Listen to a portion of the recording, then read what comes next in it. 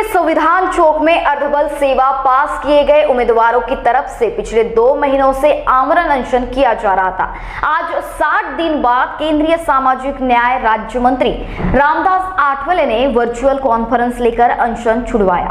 पिछले 2 महीने से हमारा जो आमरण उपोषण चल रहा है मैडम, ये जो लड़ाई है हमारी, ये सिर्फ 2 महीने की लड़ाई ही नहीं, हमारे जो लड़ाई है हमारे पिछले 1 साल से ये लड़ाई चलती आ रही थी। हमने हमारी दिल्ली के अंदर हमने 1 साल तक लड़ाई हमारी लड़ी, वहाँ से हमारी किसी ने आज तक दखल नहीं ली थी। इसकी वजह से हम नागपुर में आके हमारा जो आमरण उपोषण शुरू किया था हमने 4 मार्च से, आज का हमारा 60वां दिन है।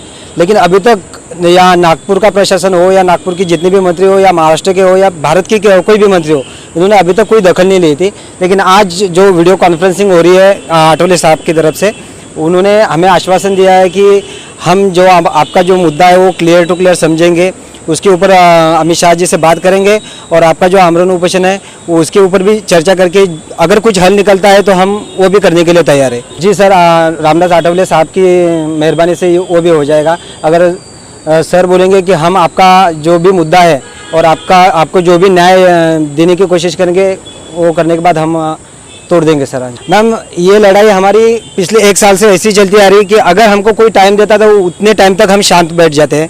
अगर उस टाइम के अंदर या कोई मतलब कुछ हमारी दखल नहीं ली जाती है तो हम फिर से वहाँ पे आ जाते हैं मैडम, हमारा आंदोलन करने के लिए। नमस्कार, मैं विधि झा, अध्यक्ष संगिनी फाउंडेशन। ये जो 60 दिनों से इन बच्चों का आमरण अनशन चल रहा है, एक्चुअली ये अपने अधिकार की लड़ाई लड़ रहे हैं कि इनका जो पैरामेडिकल फोर्स में इनकी नियुक्ति नहीं हुई।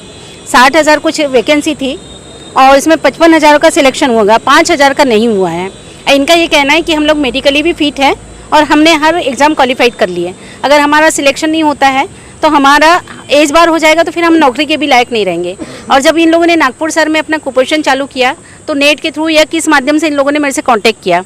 सर, 60 दिनों से इन बच्चों की मैं परेशानियों को देख रही हूँ। भूखे प्यासे रह करके हम लोगों से जितने भी एनजीओ के माध्यम से हमने जितनी हेल्प करना था हमने कर चुके। उसके बाद फिर हमने बच्चों को कन्विंस कराया कि भाई आप लोगों की जो लड़ाई है वो ये कोई छोटी मोटी लड़ाई नहीं है, अधिकार की लड़ाई है। तो आप लोग एक बार अपना कुपोषण छुड़वा दीजिए, आप अपने शरीर को त्रास मत दीजिए, क्योंकि फिट रहोगे, स्वस्थ रहोगे तो अपनी लड़ाई लड़ पाओगे। मैं आशीष बुराड़े, केंद्रीय मंत्री रामदास जी आठवले इनका पॉलिटिकल सेक्रेटरी और ऊपर से विदर्भ प्रमुख पार्टी का।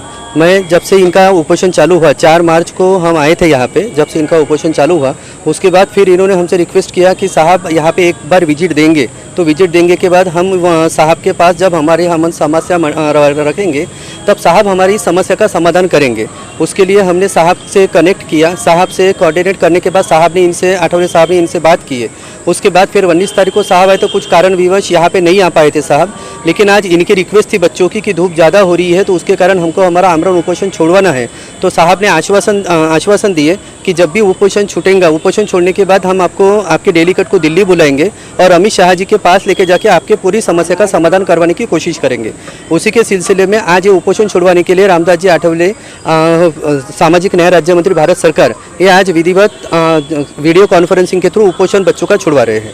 आगे ये बच्चों के में से 5 बच्चों का एक डेलीगेट टीम तैयार होगा जो यहाँ से दिल्ली जाएगा और आठवले साहब के माध्यम से ये डेलीगेट टीम हमारे गृह मंत्री जी से मिलेंगे और वहाँ पर इनकी बातों को रखा जाएगा।